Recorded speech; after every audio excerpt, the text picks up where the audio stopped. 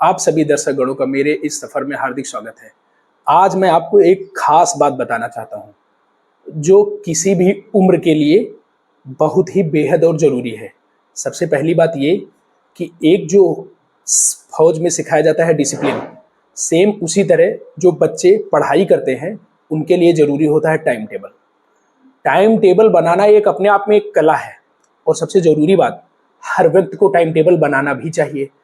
बात रही जहाँ तक टाइम टेबल कैसे बनाना है, कैसे नहीं बनाना है, ये सब मैं आपको आगे बताता हूँ कि आपको कैसे बनाना है। मगर जो बेहद ज़रूरी चीज़ ये है कि आपको टाइम टेबल बनाना ज़रूरी ही है।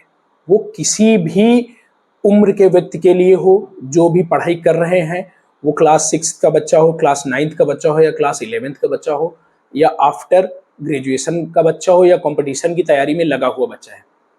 तो आप एक आसान और सुविधाजनक टाइम टेबल बना लीजिए। आप ऐसा टाइम टेबल बनाइए जिसमें आपको सहूलियत हो उस टाइम टेबल को फॉलो करने में, ना कि टाइम टेबल को सहूलियत हो आपको फॉलो करवाने में।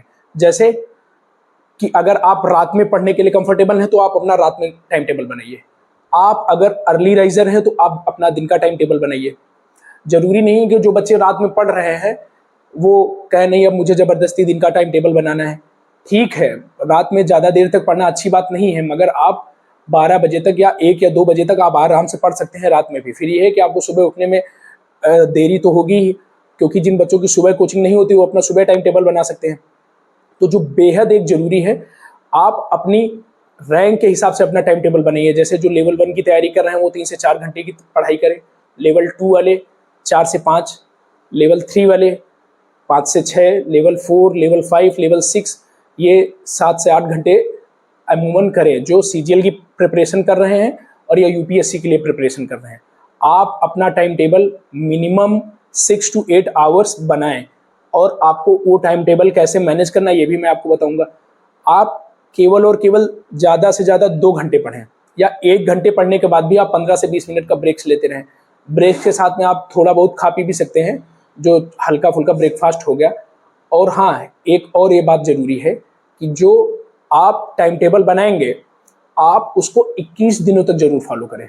21 दिनों वाली स्ट्रेटजी हर बच्चे के लिए काम आने वाली है। ये ऐसी स्ट्रेटजी है जो आप बनाकर इसको आप आराम से कहीं पर भी अप्लाई कर सकते हैं। ये केवल और केवल स्टडी में ही नहीं, आप अपनी लाइफ में डिसिप्लिन मेंटेन करना चाहते हैं फिर भी आप 21 डेज स्ट्रेटजी फॉलो जरूर करें।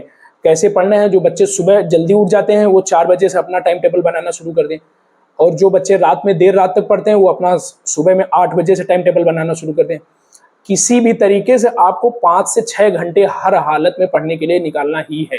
वो आप अपने हिसाब से टाइम टेबल सेट करिए, क्योंकि सुटेबिलिटी आपके हिसाब से होगी, ना कि मैं जैसा आपको बता दूंगा कि आप वैसा करें फिर अब आप वैसा करने लगेंगे। आप थोड़े दिन मेरे कहने के हिसाब से चलेंगे, फिर आपको करना वही पड़ेगा जिसमें आप कंफर्टेबल हैं।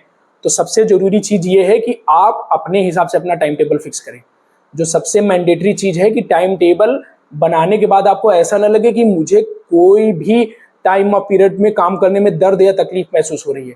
अगर दर्द या तकलीफ महसूस हो रही है तो यानी आपने किसी दूसरे के कहने के हिसाब से टाइम टेबल बनाया है, आपने अपने हिसाब से टाइम टेबल नहीं बनाया है। आपको अपने हिसाब से टाइम टेबल बनाना है तो आप अपने हिसाब से टाइम टेबल बनाइए और 21 डेज फॉलो करिए।